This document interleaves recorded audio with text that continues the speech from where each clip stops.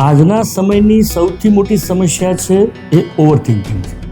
Overthinking એ એવી process છે કે એક વિચાર આવે છે, માણસની અંદર એ વિચાર જ્યારે આવે છે ત્યારે અવેરનેસનો અભાવ છે.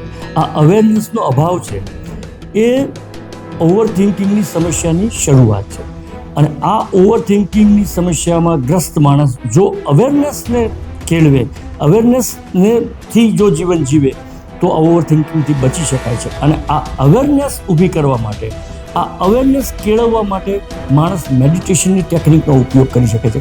મેડિટેશનથી માણસ અવેર થશે એટલે વિચારોની જે પ્રક્રિયા છે, શૃંખલા છે, એની ઉપર ઓટોમેટિક ક્રમમાં, ઓટો મોડમાં બ્રેક લાગી જશે અને વ્યક્તિ ઓવરથિંકિંગથી બચી જીવનની જરૂરત જેટલા જ વિચારો કરશે.